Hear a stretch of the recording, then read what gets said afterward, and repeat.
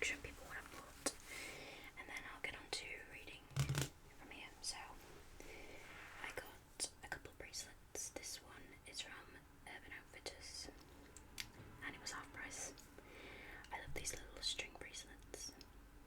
I don't wear much jewellery apart from earrings and my one necklace that I wear all the time, my heart necklace. I don't wear much, but I do like bracelets. So that one's from Urban Outfitters. It's sort of gold with black and white cotton string in. There we go. And then this one is from ASOS.com. It's just a gold chain with Dreamer. I saw it in the shop, on the website, and I just had to have it because this describes me to a T. Okay. I also got this magazine when I went shopping, because, well, I'll be honest, because it had Daenerys on the front. That's why I got it.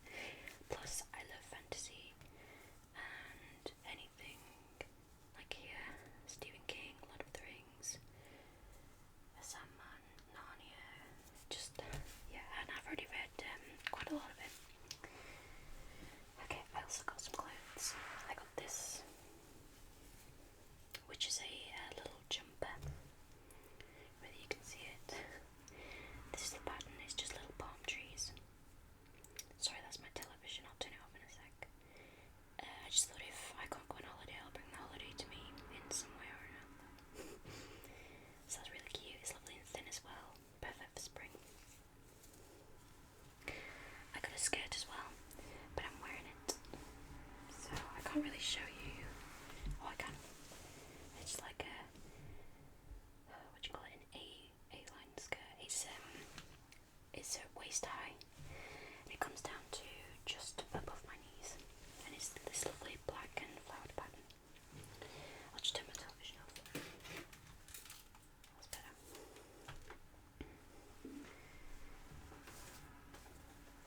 Another thing I got from ASOS was this cute handbag. I just saw it and I had to have it. It was so cute.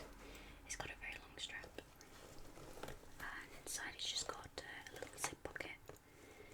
And I thought it'd be good for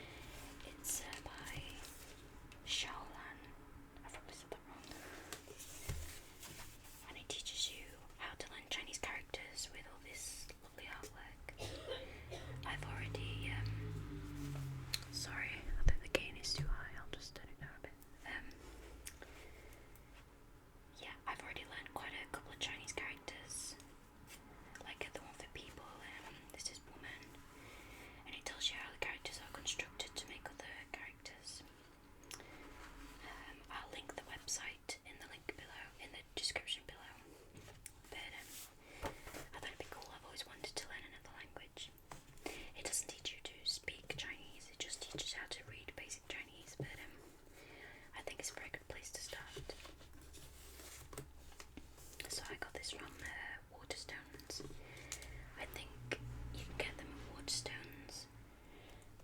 And in the US, you guys have Barnes and Nobles, don't you? I think they're still on there. But it's such a cute book. Chinesey. Okay, I think that's it for my haul. I did get some other things. I got some trousers from ASOS, but they were too big. I have to send them back. Oh, and I got Catching Fire. The DVD is currently under my microphone here. But I've been waiting for this since I saw it. I saw it 3 times at the cinema. I'm just waiting for The Hobbit now. That's been ages. I don't know where it's coming out. Right. First off, I'm sorry about the lighting. I do have a lamp, but every time I put it close, there was a lot of glare, so you couldn't read what was on the page. So I'm afraid it's this, basically. So, if you'll forgive me, I should have done this. Oh crikey, I can't. Can I zoom out? No, it's already zoomed out. Okay, sorry, I'm just gonna have to keep it like this. So, this is SFX Special Edition Fantasy: The Ultimate Celebration. Your 164-page guide to the very best in epic fantasy. And I've been reading the interviews I went to when I was shopping. I bought this and I was reading it in Wagamama. And it was really interesting. I can't wait for Game of Thrones. Although, I'm on a bit of a Game of Thrones detox when it comes to I've not seen any of the trailers. Every time they come on, I mute the television just because I want to be more surprised. I've not watched any exclusive clips or anything. I know what's going to happen. I haven't read the books, but I read the internet. But I am a person. Spoilers don't really spoil it for me. I do it all the time when I go to the cinema or I read what the film's about. I can't help it, but it doesn't spoil it for me. I know what's coming, and I'm super duper excited. So I'm refraining from watching.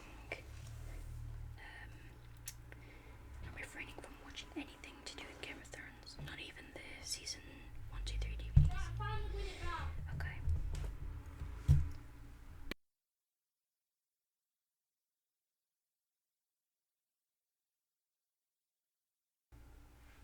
Right, so I folded the page over.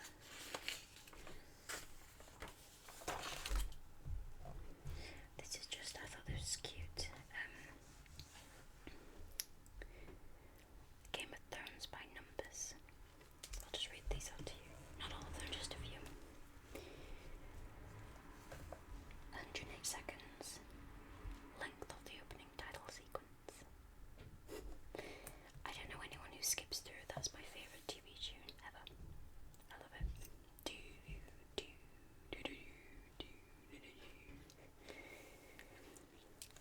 1 hour, 3 minutes and 24 seconds is the length of the longest episode, which was season 2, episode 10, Hellohello. 50 minutes and 34 seconds was the length of the shortest episode, which was season 2, episode 4, Garden of Bones. It's been 18 years since George wrote the first book in the series. The Climb, season 3, episode 6, got 5.5 million viewers on HBO. I think that's the episode where Littlefinger did his climb speech. That's one of my favourite speeches. I just thought it was brilliant. I love Littlefinger. He's so devious. Chapters in the first 5 books by character. I've only read the first book and half of the second book, so I don't really know much about the books, but I'm just going to turn the gain down a bit more. If you hear any background noise, I'm sorry. You can't get a moment's peace in my house. If you watch my videos regularly, then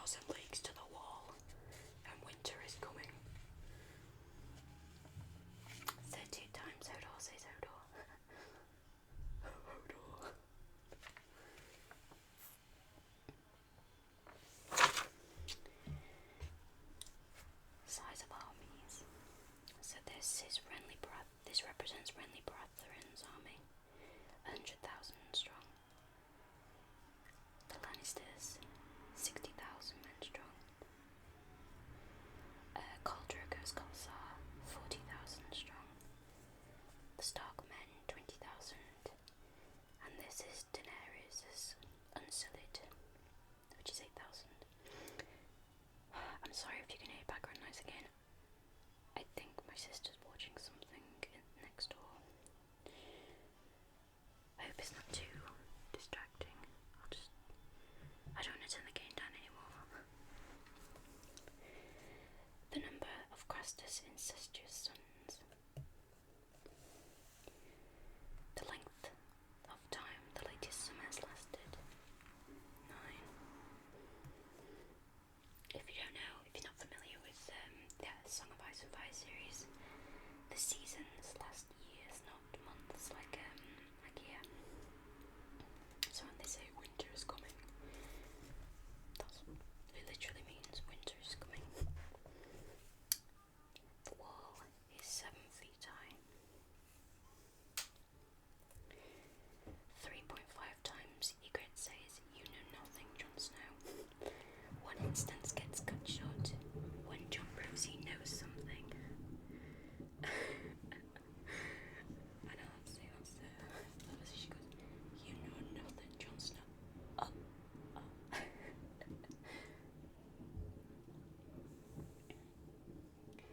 23, the number of times Jon Snow is called or calls himself a bastard.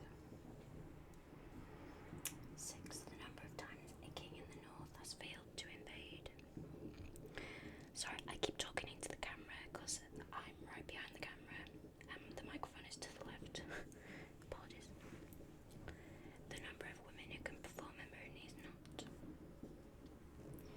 The number of times Joffrey slept.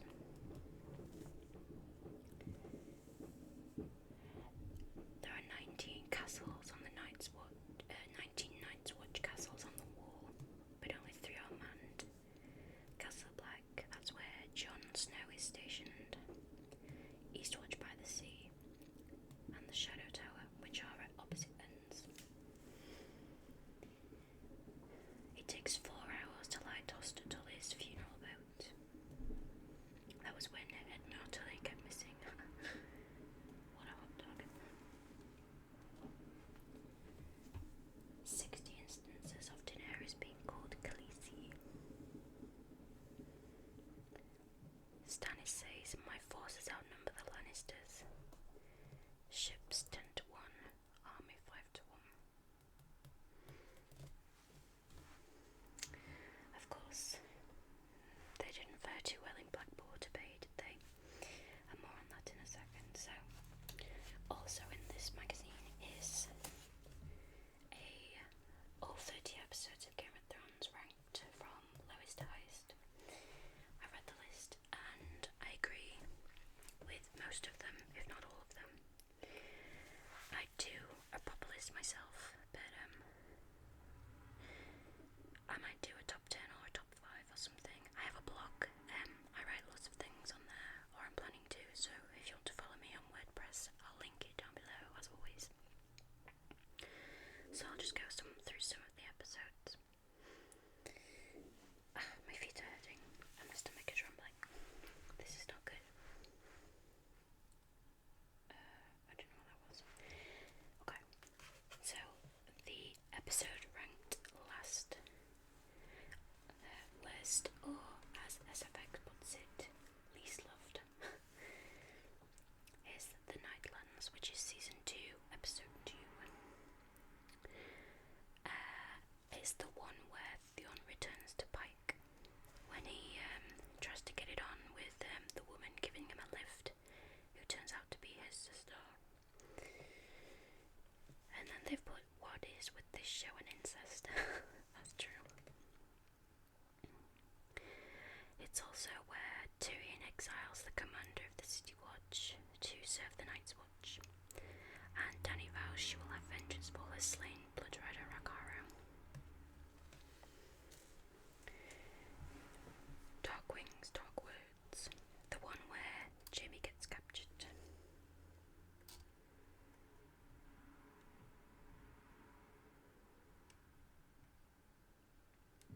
Sorry, my ass of a camera keeps stopping recording. I hate it. I'm going to throw it into my candle in a minute. Okay, so obviously my camera hates me and I hate it, so let's get this over. Oh, that doesn't sound good.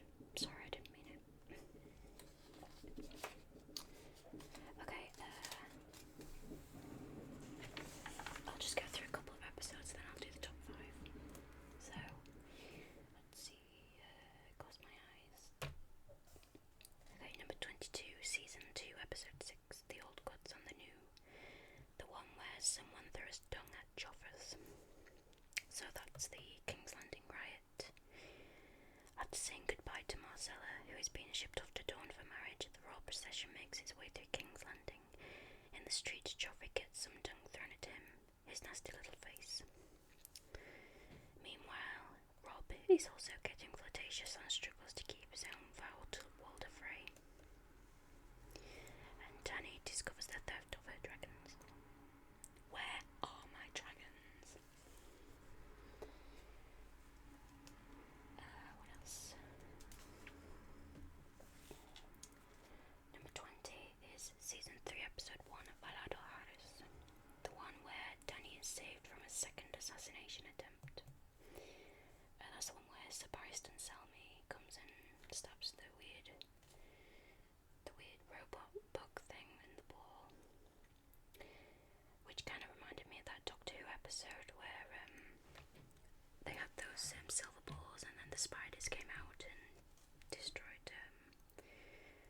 the satellite where they were all celebrating the end of the Earth. Dany arrives in Astapor to view its slave army, the Unsullied. Jon comes face to face with the king beyond the wall. Tywin is back to being horrible to Tyrion. I sort of love Tywin, but I hate him at the same time. He's such a good actor and he has very good scenes, especially the ones with Tyrion and Joffrey. And when he said, "You're being cancelled right now," or at this very moment. But he's a horrible character, he's a horrible father. Or at least a good character, but a horrible person. I don't know.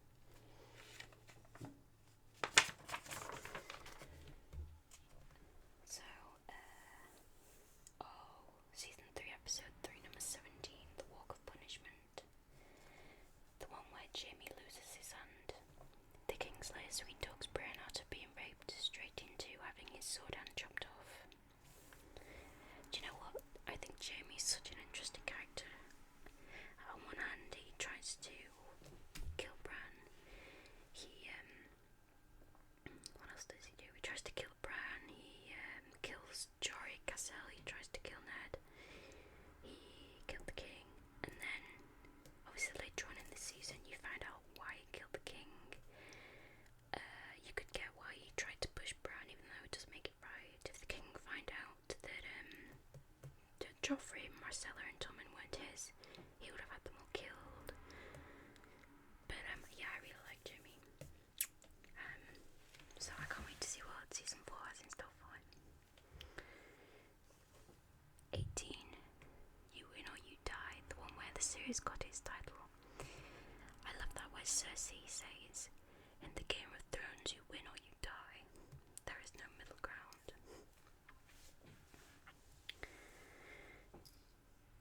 Oh, The Climb. Season 3, Episode 6, The Climb. The one where Robb makes another bargain with Walder Frey. Jon and Ygritte climb the wall with only a slight bit of difficulty. Was that the one where I think that's the one where they kissed on top of the wall? That was beautiful, I thought. Such a beautiful scene. And we have the top 10. So 10 is Cripples, Bastards and Broken Things, the one where Samuel gets a warm reception from Castle Black.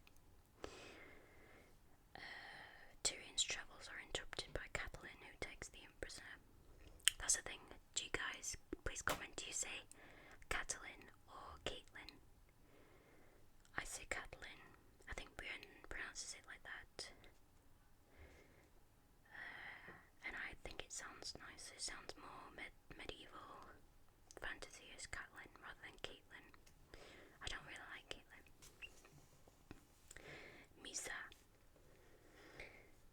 The one where Dany frees the slaves of Yunkai. I thought this was a really good finishing episode. It was not as like this episode. This is the end of the final episode of Season 2 where Sam sees the White Walkers. That was brilliant. When you hear the one horn, the two horns and the three horns, they're like, oh shit, and then they all run. But this one, not many people liked it, but I release all the slaves and all the installed, and it just shows you how far she's come.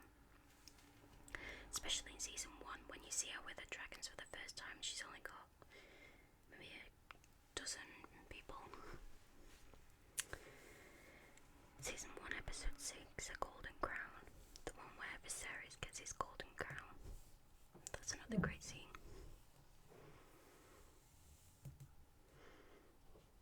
And then that's the very first episode. Season 1, episode 1, Winter's Coming. I remember when I first started watching Game of Thrones, my dad's friend lent me the box set. I'd never heard of it, and I tried watching it quite a few times, and I just couldn't get into it because I didn't know the characters, I didn't know what it was about.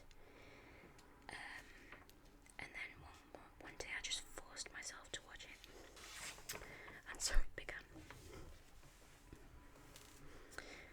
Okay, season 3, episode 4, and now his watch has ended, is number 5. The one where Dany builds her army. So she sells her biggest dragon for 8,000 unsullied, only to tell the masters that the dragons are not slaves. So Teresa's postales costa oro. I love that scene.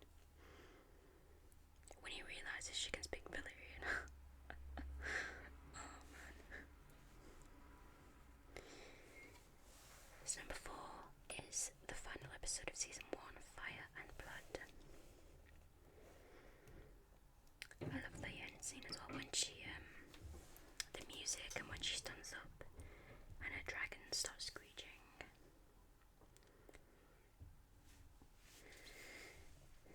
Season 1, episode 9, Baelor. Poor Ned. Poor Sean Bean. That's when he gets the job. It was a clever trick, sticking Ed out promptly on the advertising, making it look like he would live forever, but casting Sean Bean should have tipped everyone off about his fate. The man's a walking spoiler. That's true. Tyrion meets Shay the funny whore. Rob takes an oath that he really should have stuck to. Yep, that's true. I do agree with these last 2 episodes. 2 and 1. Season 2 is Blackwater. The one with the massive green explosion. This is really interesting as it only takes place in King's Landing, because all the other episodes, like you've got The Wall, Beyond the Wall, Essos, King's Landing, Winterfell, Riverlands, whatever. But this one only takes place in King's Landing, where poor Tyrion gets his face sliced off. But I loved it.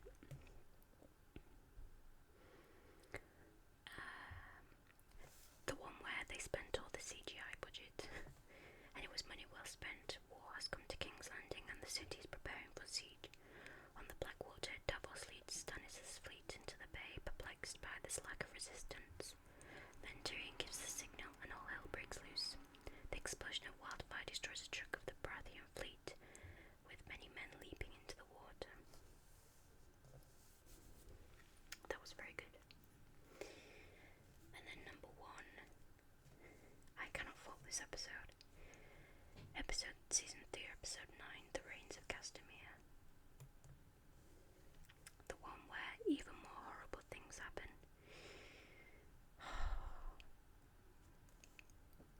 I feel really bad for Catelyn. Rob, he was kind of a douche. He didn't stick to his vow. He didn't listen to his mother. He didn't listen to his girlfriend, wife, whatever. When they said, "Oh, do not trust a Greyjoy. Don't behead Lord Karstark."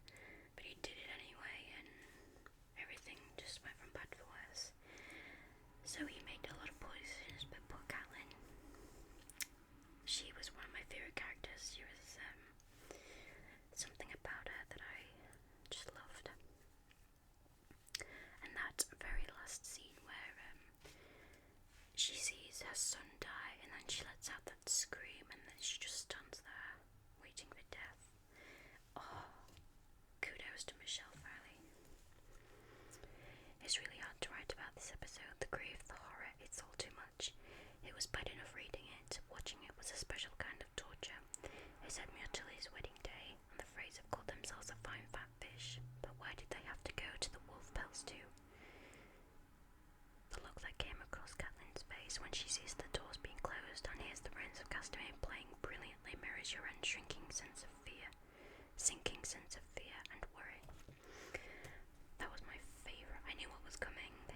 I haven't read the books I've read online, but I knew what was coming, and when she saw them closing the doors, then you suddenly heard doo-doo, doo-doo, doo-doo, doo-doo, doo-doo, doo-doo, and she turns around really slowly. Oh my god. Oh, do you know what? I'm not into TV series at all, except for maybe The Big Bang Theory. But this, when it ended, I was staring at the credits, just completely out of it. Like, what did I just watch? So, yeah, that's that. I also have the, the big HBO book inside the TV series. So if you want a video with that, please let me know. And I want you to tell me what your favourite episodes are and what your favourite characters are. Game of Thrones comes out in less than